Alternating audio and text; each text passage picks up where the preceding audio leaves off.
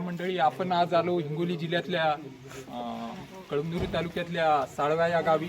आपले जे मोहीम चालू आहे मराठा आरक्षणाचा जागर, ते आता आपण इथं बघूया.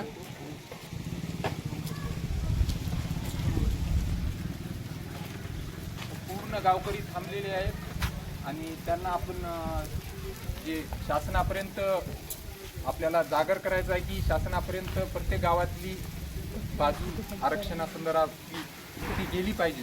आपण आता आजोबापासून सुरुवात करूया. माझा जन्म 1947 जन्म झालेला आहे. तुमचं नाव सांगा. माझं नाव दिगंबर लोकडोजी माकणे. माझा जन्म 1947 पासून जन्म झालेला आहे. तेव्हापासून आत्तापर्यंत आरक्षण आम्हाला आत्तापर्यंत मिळालं नाही. त्या विनंती आत्तापर्यंत आरक्षण मिळालं नाही. त्या आमच्या आरक्षण आम्ही घेतल्याशिवाय राहणार नाही. आरक्षण मुख्यमंत्र्यांनी एकनाथ शिंदेला आम्हाला दिलेच पाहिजेत. देत का नाही? त्याचा काय बापाचं घरचं आरक्षण का? आम्ही आमच्या हक्काचं स्वतःचं आरक्षण आहे. तुमच्या इथं साखळी उपोषण चालू आहे का? साखळी उपोषण चालू आहे ना. आणि गावबंदी आहे का? गावबंदी चालू आहे. म्हणजे आमदार वगैरे येतात का गावात? गावात येतच नाहीत ना. असं का? गावबंदी चालूच आहे का? चालू आहे. बरं, तुमच्या इथं इतर समाजाचा कसा पाठिंबा आहे तुम्हाला? इतर समाजाचा पाठिंबा म्हणजे भरपूर बुद्ध, तुमचा मातंग समाज, ओडर, हे आम्हाला पूर्ण पाठिंबा आहे. असं का? हो, आमचा पाठिंबा त्याने आम्हाला पाठिंबा दिला. मागं साखळी उपोषणात सुद्धा आत्ता पाठिंबा आहे आम्हाला. आमचं त्याचं इष्ट काय ना हे आम्हाला विचारूया. माझं नाव बळीराम सटवाजी बाबुळकर. मी गावचा रहिवासी आहे. आमच्या गावामध्ये गेल्या महिन्यापासून ते जारिंगे पाटलाच्या आदेशाप्रमाणे साळवा ते कळमनुरी तहसीलपर्यंत पायी यात्रा काढून या मोहिमेला सुरुवात केलेली आहे. म्हणजे जे मराठा आरक्षणाला जे राजकारणी लोक हे करत आहे की बाबा हे दुसरे समाज विरोध करत आहे, तुमचं काय म्हणणं आहे? मी वडर समाजाचा एक माणूस आहे. आमचा पण त्या मराठी समाजाला आमच्या गावातून पाठिंबा आहेच आणि राहणारच आहे. आता आमच्या गावामध्ये साखळी उपोषण, आमरण उपोषण चालूच आहेत आणि गावबंदीसुद्धा गावकऱ्यानं घातलेली आहे. आणि याच्यानंतर हंगामी काळात जे निवडणुका होतील त्याच्यावर पण आमच्या गाववाल्यानं बहिष्कार टाकलेले आहे आणि दिवाळी पण ते यावर्षी करणार नाहीत. जोपर्यंत आरक्षण भेटत नाही तोपर्यंत हे शांततेच्या मार्गानं लढा सुरू केलेला आहे यानं. तर याच्यानंतर 2 तारीख, डिसेंबरची 2 तारीख दिलेली आहे. 2 तारखेपर्यंत आरक्षण नाही भेटलं तर हे मराठा समाज पेटून उठणार आहे. पुढं भविष्यात काय होईल काय सांगता येत नाही. कोरोनाच्या काळात तरी लॉकडाऊन हे चांगल्या प्रकारे शांततेत पार पाडलंय. कोरोनाचा काळ जसा एक जीव घेणे कोरोना आलता, त्याच्यावरचं हे आरक्षण नाही भेटलं. हे मराठा समाज पेटून उठणार आहे. कोरोनाचा तरी काळ बरा, त्याच्यापेक्षा हे वाईट प्रसंग आपल्या महाराष्ट्रामध्ये येणार आहे. हे निश्चितच आहे. जारंगे पाटलाविषयी काय वाटतं तुम्हाला? जारंगे पाटील हे मराठा समाजासाठी त्यानं पुढाकार घेतलेला आहे. आरक्षणासाठी त्यानं लढा सुरू ठेवलेले, आमरण उपोषण केले. आतापर्यंत जारंगे पाटलानं शांततेच्याच मार्गानं हे आंदोलन सुरू केलेले. या आंदोलनामध्ये मराठा समाजाचे मराठा युद्धात बरेच हे शहीद झाले. कोणी आत्महत्या केली, काही कुठं काही ॲक्सिडेंट झाले. कार्यक्रमाला त्याच्या याला जालन्याला गेले. येता आमच्या येळेगाव सर्कलमधलाच एक माणूस ॲक्सिडेंटनं मेला. असं कितीतरी घटना झालेल्या आहेत. ह्या घटना कुठंतरी सरकारनं थांबवायला पाहिजेत. त्याला योग्य न्याय द्यायला पाहिजेत. आरक्षण देऊन मागच्या वेळेस त्यानं आरक्षण दिलं तर पण ते आरक्षण टिकलं नाही. पण साहेबांना आता मुख्यमंत्री साहेबांनी याच्यात एकच निर्णय घेऊन मराठा समाजाला आरक्षण देऊन ते आरक्षण टिकलं पाहिजेत अशा उद्देशानं त्यानं एक निर्णय घ्यावा आणि मराठा समाजाला न्याय द्यावा. आज मराठा समाजाच्या जीवावर हे सगळं राजकारण चाललंय.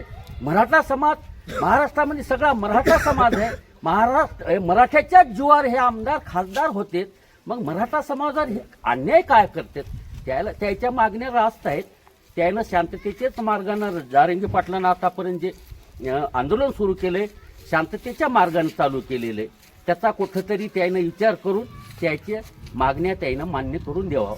आणि आमचा हे वडर समाजामार्फत त्याला आमच्या गाववाल्याला सगळ्या महाराष्ट्रामध्ये आम्ही त्याला पाठिंबा देणारच आहोत. काही नेते जे तेढ निर्माण करत आहे दोन समाजामध्ये, त्याबद्दल काय म्हणणं आहे तुमचं? आता त्याचा वैयक्तिक प्रश्न आहे. ते आता मोठमोठे आमदार खासदार आहेत, त्याला काय गरज आहे हो त्या आरक्षणाची? ते पहिलंच त्यानं आरक्षण घेतलंय, खूप त्यानं पोटं भरलेत, 7 पिढ्या त्याला सरणार नाही असं त्यानं कमाई करून घेतलेले. आज खेड्यापाड्यात आज 10 एकरवाला 2 गुंठ्यावर शेतकरी येऊन बसलेले आहे मराठा समाजाचा. मग कुठंतरी त्याचा हक्काचं न्याय भेटलं पाहिजे, त्याचे पोरं शिकले पाहिजे, त्याला आरक्षण भेटलं पाहिजे. अहो एक उदाहरण सांगतो, अमरावतीमध्ये गेल्या वर्षी तलाठी भरती चालू होती. मराठा समाजाच्या मुलानं 186 मार्क घेतले, पण त्याच्यामध्ये त्याला तलाठी होऊ शकला नाही. आदिवासी समाजाच्या ST समाजाच्या मुलानं फक्त 96% मार्क घेतले आणि त्याची निवड झाली. मग हे पहा, याच्यातच तुम्ही विचार करा, यायला आरक्षण त्याच्यात काही असतं तर त्याचा फायदा झाला असता. 186 मार्क घेऊन काय उपयोग झाला त्या मराठी समाजाच्या मुलाचा? बरोबर आहे, एकदम चांगल्या प्रकारे भूमिका मांडलेली आहे. आता आपण वळूया, इकडचं तरुण वर्ग वगैरे सगळं आहे जमलेला आहे. DM बोला. तुमचं नाव काय? माझं नाव DM माखणे, मी साळवेचा आहे. आणि जारंगे पाटलाविषयी तुमचं काय म्हणणं आहे? स्वतःच्या घरावर तुळशीपत्र ठेवून जारंगे पाटलांनी आज 10 ते 15 वर्षापासून मराठा समाजासाठी जो लढा उभा केला आहे आणि विस्थापित मराठ्यांना एक हक्काचं नेतृत्व मिळालेलं आहे. त्यांनी स्वतःच्या घरावर तुळशीपत्र ठेवून स्वतःच्या समाजाकडनं पाहता पूर्ण मराठा समाजाला आपला परिवार मानून आज मराठा समाजाच्या आरक्षणाच्या लढ्यात स्वतः पूर्णपणे झोकून दिलेला आहे. आणि जारंगे पाटील आज एवढे दिवस झाले महाराष्ट्राचा दौरा करतात आणि त्यांनी एवढा जो लढा उभा केला आहे त्याच्यामध्ये खेड्यापाड्यातला पूर्ण विस्थापित मराठा, सर्व महाराष्ट्रातला मराठा त्यांच्या पाठीशी खंबीरपणे उभा आहे. जे काही निर्णय घेतील ते जारंगे पाटील घेतील आणि ते कोणत्याही राजकीय पक्षाशी त्यांचा संबंध नाही किंवा राजकारणाच्या स्वतःच्या एखाद्या फायद्यासाठी ते स्वतः काही पुढाकार घेत नाही, तर ते समाजासाठी पुढाकार घेऊन आज समाजाचा लढा लढत आहेत. त्यांच्यासोबत पूर्ण मराठा समाज आहे आणि विस्थापित मराठ्यांना एक स्वतःचं हक्काचं एक नेतृत्व भेटलेलं आहे. प्रस्थापित मराठ्यांनी त्यांच्या 7 पिढ्याच्या कमाया करून घेतलेल्या आहेत. त्यांनी शाळा घेतले, कॉलेज घेतले, संस्था घेतल्या, डेऱ्या घेतल्या, बँका घेतल्या, त्यांनी 10-10 पिढ्याच्या कमाया करून घेतल्या. त्यांना मराठा आरक्षणाचं काही घेणं नाही. आज ओबीसीचा एक नेता त्यांच्या समाजाच्या हक्कासाठी बोलतो, पण आज मराठा समाजाचे एवढे आमदार आहेत या विधानसभेमध्ये किंवा मराठा समाजाचे आजी माजी खासदार आहेत, वडेट्टीवार बोलते भुजबळ बोलतात, पण मराठा समाजाचे आमदार खासदार तोंड गिळून गप्प आहेत. त्यांची वोट बँक खराब होईल असं त्यांना वाटते, तर कधी त्यांना वाटत असेल की माझ्या मतदानावर फरक पडेल, माझा पक्ष काय म्हणेल, या पक्षाची मर्जी राखण्यासाठी किंवा स्वतःची वोट बँक सांभाळण्यासाठी आमचे नालायक मराठा समाजाचे आजी माजी आमदार खासदार शांत बसलेले आहेत. पण ओबीसी समाजाचे आमदार खासदार ज्या पद्धतीनं त्यांच्या आरक्षणाला च्या लढ्यामध्ये येत आहेत, बोलत आहेत, भूमिका घेत आहेत, त्या आमच्या मराठा समाजाचे आमदार खासदार आजी माजी घेत नाहीत. ही शोकांतिका आहे. मला दुसरा एक प्रश्न विचारायचा होता. ते सध्या मराठा आरक्षणाला जास्त विरोध ते सदावर्ते ॲडव्होकेट सदावर्ते करत आहे, तर त्यांच्याबद्दल तुमचं काय मत? सदावर्ते हा कोण आहे? सदावर्तेची स्वतःची वकिली करण्याची सुद्धा लायकी नाही. त्याचं वकिली करण्याचा अधिकार आज भारतीय न्यायव्यवस्थेनं काढून घेतलेला आहे. तो फक्त एका कोण्यातरी पक्षाची अप्रत्यक्षपणे दलाली करते. एखाद्या पक्षानं त्याला आश्वासन दिलं असेल, राज्यसभेवर घेतो किंवा विधान परिषदेवर घेतो, त्याच्यासोबत कोणताही समाज नाही, कोणताही व्यक्ती त्याला पुढाकार घेण्यास भाग पाडत नाही. पण तो जो करतो हा मराठा समाजाच्या विरोधात जो काय आक्षेपार्ह बोलतो हे पूर्णपणे चुकीचं आहे. त्याचं फक्त गाडी फोडली, याच्यानंतर मराठा समाजाचे तरुण त्याचे डोकं फोडल्याशिवाय राहणार नाही. त्याला बँकेच्या निवडणुकीच्या वेळेस स्वतःच्या फायद्यासाठी ज्यावेळेस महामंडळाची बँकेची निवडणूक झाली त्यावेळेस 1 मराठा लाख मराठा बोंबलला. आणि आज ज्या वेळेस मराठा समाजाच्या आरक्षणाचा विषय येतो तर दलाली दिल्यासारखा अप्रत्यक्षपणे एखाद्या पक्षाची दलाली करतो आणि मराठा आरक्षणाच्या विरोधात बोलतो. याची किंमत त्याला मोजावी लागेल आणि मराठा तरुण नक्कीच त्याला त्याची किंमत मोजण्यास भाग पाडेल. धन्यवाद. आता आपण तरुण वर्गाकडे वळूया की बाबा शिक्षणामध्ये कशा कशा अडचणी येतात आरक्षण नसल्यामुळं, त्याबद्दल बोलू. माझं नाव मंगेश प्रकाश माकणे आहे. माझं शिक्षण BSc ॲग्रीमध्ये झालेलं आहे. शिकत असताना आम्हाला वार्षिक फीस भरायची असते ते 58,000 रुपये कोकणमधून भरावं लागते आणि आधार कार्डच्या विद्यार्थ्यांना फक्त 5,000 रुपयामध्ये त्यांना शिक्षण भेटते. तर याच्यामध्ये आमच्या वडीलपर्यंत जी जमीन होती, शिक्षण शिकत असताना आमच्या घरच्यांनी की जमीन विकून शिक्षणासाठी पैसा लावला, पण पैसा असा लावून सुद्धा आता नोकर लागायच्या टायमाला तर भरती मारताना 90% खाली बसत आहेत आणि 50% आधार कार्डचे विद्यार्थी वर जाऊन लागत आहेत. त्या जमिनी विकून फायदा झाला नाही. याच्यामुळे आमच्या समाजाला आज आरक्षणाची अत्यंत गरज आहे आणि सरकारला विनंती आहे, सरकारने लवकरात लवकर मराठा समाजाची दखल घेऊन लवकरात लवकर आरक्षण द्यावे. आतापर्यंत आमचे एवढे बळी गेलेत, त्या बळीची आता याच्या पुढे नंतर जाणार नाही याची वाट पाहावी. तुम्हाला काय वाटते 2 महिन्यात भेटेल का आरक्षण? निश्चित भेटले तर फार चांगली गोष्ट आहे. आम्ही स्वागत करू सर्व सरकारचं, पण लवकरात लवकर देऊन आमच्या मराठा समाजाचा प्रश्न मार्गी लावावा. तुम्ही शांत राहणार का सगळं? नाही, जोपर्यंत मनोज जरांगे पाटील आम्हाला आदेश देत नाहीत तोपर्यंत आम्ही त्यांच्या आदेशाचं पालन करणार आहोत. जे मांग बीडला जे जाळपोळ झाली त्या मराठा समाजाने केलं असं सर्व म्हणायचे, हे खरं आहे का? नाही, मराठा समाज त्याच्यात 14 लोक जे होते ते आधार कार्डचे होते, त्याच्यात मराठा समाजाचे जास्त आमचे बांधव नव्हते त्याच्यात. बरं, आता आपण समोर वळूया. माझं नाव कल्याण निर्मले रहिवासी.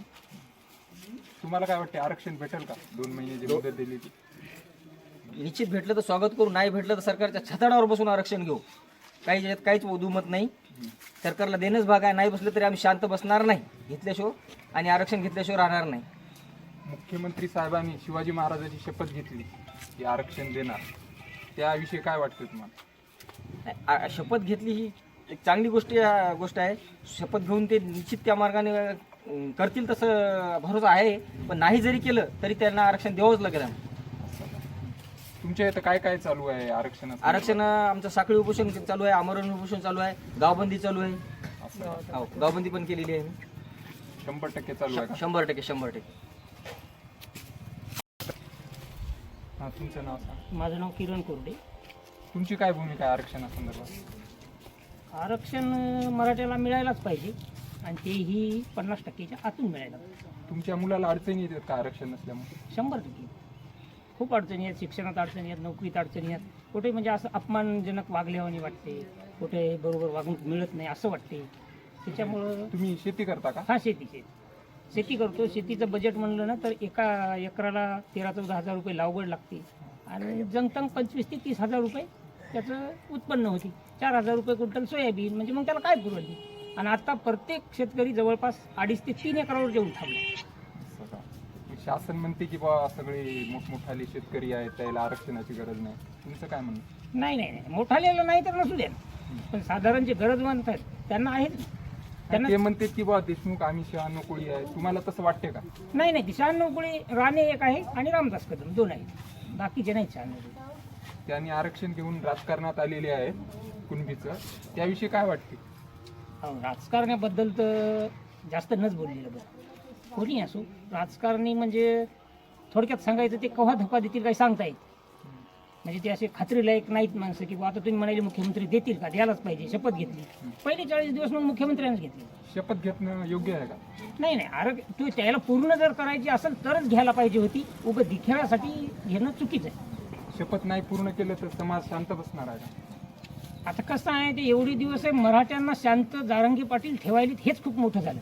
याच्या पुढं ते शांतच राहतील माणसं, असं जरांगे बी जास्त दिवस शांत नाहीत करू शकत. एकदा जर समाज बिघडला तर काय सांगता काही येत नाही. मराठी शांत राहणं म्हणजे हे खूपच, एवढे दिवस शांत राहणं म्हणजे आश्चर्यच आहे.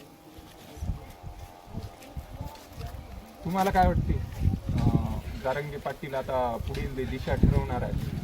जारंगे पाटलांनी जे प्रमुख मागणी केलेली आहे, पहिल्यापासून मागणी आहे की 1994ला जे फुगीर आरक्षण दिलं ओबीसींना, त्याच्या 50%च्या आतूनच आम्हाला मराठा समाजाला आरक्षण पाहिजेत. आणि त्यांनी मागणी केली ही रास्त आहे. जोपर्यंत 50%च्या आतून आरक्षण आम्हाला भेटणार नाही तोपर्यंत घटनात्मक दृष्ट्या ते आरक्षण टिकणार नाही. मग 50%च्या आत आम्हाला बसवा. आज कोकणातला मराठा, विदर्भातला मराठा, खानदेशातला मराठा ओबीसी मध्ये आहे. फक्त उर्वरित मराठवाडा आणि पश्चिम महाराष्ट्रातले काही जिल्हे राहिले तर तोच मराठा फक्त त्याच्यात. आणि आज शिंदे समितीने जे महाराष्ट्रात फिरत आहे तर हजारो शेकडो लाखो पुरावे शिंदे समितीला सापडलेले आहेत. आणि आज आम्ही कुणबी आहोत हे सिद्ध झालेलं आहे. 1 जून 2004च्या GR नुसार मराठा आणि कुणबी ही एक सक्षम जात आहे. आणि 1 जून 2004च्या GR मध्येच उल्लेख केलेला आहे. कुणबी आहे म्हणजे आम्ही ओबीसी मध्येच आहे. आमच्या हक्काचं आरक्षण 50 वर्ष आज आमच्यापासून दुरावलंय. याचाच आम्हाला दुःख आहे. आणि घटनात्मक दृष्ट्या जे 1994ला संबंधित नेत्यांनी भ्रष्टाचार केलेला आहे, एक घटनात्मक भ्रष्टाचार म्हणावं लागेल. एखाद्या जातीला ओबीसी प्रवर्गाला फुगीर आरक्षण वाढून दिलेलं आहे, तो एक घटनात्मक भ्रष्टाचार आहे. म्हणून आज आमचं कुठं जिथं आरक्षण हरवलेलं आहे त्याचं आमचं परत मागतो. त्याची फक्त एक आज तुम्ही मोजमाप 1994ला ज्यावेळेस तुम्ही आरक्षण दिलं त्यावेळेस कोणती समिती नेमली नाही, अहवाल नेमून आयोग नेमला नाही, इम्पिरियल डाटा नाही, तुम्ही डायरेक्ट 2 ओळीचा GR काढून संबंधित प्रवर्गाला आरक्षण दिलं. मग आज आमच्या वेळेस तुम्ही एवढ्या समित्या नेमून हजारो कुणबीच्या नोंदी सापडू नये, तुम्ही अजून म्हणता 2 महिने थांबा, 4 महिने थांबा, हे चुकीचं आहे. याची किंमत निश्चित सरकारला मोजावी लागेल. बच्चू कडीने म्हणलेलं आहे काल की आरक्षण समजा शरद पवारमुळे रोखलेलं आहे, त्यावेळेस ते टाकू शकले असते. त्याबद्दल तुम्ही काय बोलू शकता? हो, बरोबर आहे. बच्चू कडू जे म्हणतात ते मराठ्याचे एकच नेते आहेत की असे स्पष्टपणे बोलतात. तुम्ही 1994च्या तुम्ही श्वेतपत्रिका काढा ना. तुम्ही जर श्वेतपत्रिका काढली तर तुम्हाला समजून जाईल की कोणताही इम्पिरियल डाटा, कोणताही आयोग, कोणताही मंडळ न नेमता एक तुम्ही डायरेक्ट 27% ओबीसीचं आरक्षण येऊन घातलं. त्यामध्ये तुम्ही काय पाहिलं, कोर्टानं काय पाहिलं, कोणता मागासलेपणा पाहिला, त्याच्यातच आमचं कुणबी म्हणून जे समावेश केलेला आहे 1 जून 2004च्या GR नुसार, तेच आम्ही कुणबी आहोत. आम्हाला आमच्या नोंदी सापडत आहेत. आम्ही मराठा म्हणजेच कुणबी आहे, आम्ही शेती करणार आहोत. मग आम्हाला आमचं आरक्षण द्या पाहिजे. आणि तो खरोखर जे बच्चू कडू साहेब म्हणतात ते बरोबर आहे ना. 1994ला जो वाढीव आरक्षणाचा कोटा दिला, एक मी तर म्हणेन ते घटनात्मक भ्रष्टाचार आहे संबंधित नेत्याने केला. त्याच्या वोट बँकेसाठी त्याने तो भ्रष्टाचार केलेला आहे. जारंगे पाटलाने आता आरक्षण नाही दिलं तर 25 तारखेपासून मुंबईला जे सभा घेणार आहे त्याबद्दल काय बोलतो? जारंगे पाटील म्हणतील तीच संपूर्ण या महाराष्ट्रातल्या मराठा समाजाची दिशा राहील. आम्ही आजपर्यंत शांततेत आंदोलन करीत आलेले आहोत आणि येथून पुढे ही शांततेनेच आम्ही आंदोलनाच्या मार्गानेच आम्ही आरक्षण मिळू याच्यावर आम्ही ठाम आहोत. पण जारंगे पाटलांनी जर ठरवलं की एक मुंबई जाम करायची, चला मुंबईला जाऊन आपण शांततेत आपण लढा देऊ, तर हा खेड्यापाड्यातला गोरगरीब सर्वसामान्य मराठा जसा 14 ऑक्टोबरला आंतरवलीला आलता त्याच पद्धतीनं पूर्ण मुंबई जी आर्थिक राजधानी आहे या भारताची, ती मुंबई जाम केल्याशिवाय मराठा तरुण राहणार नाही. आता आपण दुसरीकडे वळूया. कोण बोलणार? नमस्कार, मी दयानंद देवदास राऊत. मी माळी समाजाचा आहे आणि माझ्या ओबीसी मधून मी आहे. मला माहित आहे की आरक्षण, तुम्हाला काय अडचणी येतात का मराठ्याला आरक्षण दिलं तर? ओबीसी समाजाला काहीही अडचण नाही. फक्त नेत्यांना अडचण असल्यामुळे ओबीसी समाजाचं नाव खराब नेते करायलेले आहेत. नेत्यांना त्यांची गरज आहे. नेत्याला आरक्षणाची अडचण नेत्यांना आहे. त्यामुळे गावात वाद होते का मराठा? आमच्या गावामध्ये अजिबात वाद नाही. चांगले मराठा समाजाचे व्यक्ती असतील तर त्यांना वाईट वागण्याच्या प्रवृत्तीकडे या नेत्यांनी नेऊ नये. आणि ते जर वाईट वागायला सुरुवात केली तर या नेत्यांना धरो किंवा मारो केल्याशिवाय राहणार नाहीत. तरी सर्व नेत्यांना विनंती आहे, सर्व कार्यकर्त्यांना विनंती आहे की ओबीसी आणि ओपन यामध्ये कोणीही वाद निर्माण करू नये आणि आपली पोळी भाजून घेऊ नये आणि मराठा समाजाला आरक्षण देण्यात यावे अशी सर्व समाजाची विनंती आहे. आणि आरक्षण देत नाही ही गोष्ट एक जमणारच नाही. आरक्षण द्यावंच लागेल. आरक्षण त्यांच्या हक्काचं आहे. कारण आजपर्यंत जे विद्यार्थी शिक्षणापासून वंचित राहिले, त्यांना शिक्षण करून सुद्धा अशिक्षित असल्यासारखे राहिलेले आहेत, तर त्यासाठी त्यांना आरक्षण देणे जरुरी आहे. आरक्षण हे त्याचं आहे आणि त्यांना आरक्षण द्यावं अशी सरकारला विनंती आहे. आणि एकनाथ साहेब शिंदे यांनी जी शपथ घेतलेली आहे ती शपथ त्यांनी पूर्ण करावी. ती शपथ जर पूर्ण केली तर त्यांच्या मागे ओबीसी समाज, मराठा समाज, सर्व समाज त्यांच्या पाठीमागे राहील. अन्यथा त्यांच्या पाठीमागे कोणीही राहणार नाही. आणि याच्यानंतर जारंगे पाटील जे दिशा देतील त्या दिशेप्रमाणे आम्ही चालल. आणि आमचा ओबीसी समाजाचा, माळी समाजाचा जाहीरपणे पाठिंबा आहे. जय हिंद, जय जिजाऊ, जय शिवराय. येथून पुढे बी तुम्ही पाठिंबा देणार का? येथून पुढे म्हणजे आमच्या शरीरामध्ये रक्त आहे तोपर्यंत आम्ही आमच्या गावातल्या मराठा समाजांना व सगळ्या समाजांना पाठिंबा देण्याचा निर्धार आम्ही आमच्या कुटुंबातर्फे घेतलेला आहे. बघितलं मित्रांनो, सगळा समाज मराठा समाजाची पाठीशी आहे आणि प्रत्येक जण पूर्ण सपोर्ट करत आहे. फक्त राजकारणी लोकच असे आहेत की ते एक म्हणतात नारा की हा आता घोषणा द्या. एक मराठा, एक मराठा, कोण म्हणते देत नाही, कोण म्हणते देत नाही, आरक्षण आमच्या हक्काचं नाही, कुणाच्या बापाचं, आरक्षण आमच्या हक्काचं नाही, कुणाच्या बापाचं. हम सब एक है, हम सब एक है. तर आता आपण निरोप घेऊया, शेवटी विचारूया आपल्या जे मोहीम चालू आहे मराठा आरक्षणाचा जागर, काहून की आपण प्रत्येक खेड्यात जात आहोत आणि तिथं प्रत्येक खेड्यात जाऊन हे मराठा आरक्षणाचा जागर म्हणजे सरकारपर्यंत खेड्यातला व्यक्ती असो, सगळे असो, महिला वर्ग असो, यांची आवाज तिथपर्यंत गेला पाहिजेत आणि सरकार जागं झालं पाहिजे.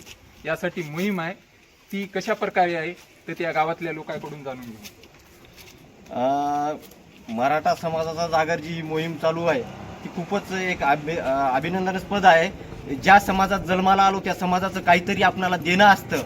हा हेतू समोर ठेवून आज बाळासाहेब मुदळ यांनी जे मराठा समाजाच्या जागरणाची जी मोहीम खेड्यापाड्यातून वाडी वस्त्यातून मराठा समाजाच्या एक मागणी आहे, मराठा समाजाच्या आरक्षणाची जी चळवळ आहे ती सरकारपर्यंत पोहोचवण्याचं काम केलं आहे. त्याला निश्चितच कौतुकास्पद ही मोहीम असून बाळासाहेब मुदळ यांनी चालू केलेल्या या मोहिमेला सर्व समाजातून खेड्यापाड्यातून उत्तमपणे प्रतिसाद मिळत आहे आणि मराठा समाजासाठी त्यांचं काहीतरी आपलं समाजाप्रती देणं आहे हा एकमेव उद्देश डोळ्यासमोर ठेवून त्यांनी स्वतः खेड्यापाड्यात वाडी वस्त्यात हिंडून ते ही मोहीम राबवित आहेत. त्याबद्दल त्यांचं गावकऱ्यातर्फे आम्ही अभिनंदन करतो आणि सर्वजण या चॅनलला निश्चितच सबस्क्राईब करा आणि यांच्या मोहिमेला, मराठा समाजाच्या या आरक्षणाच्या मोहिमेला आपण एक बळ देऊ, एवढंच मी सांगेन.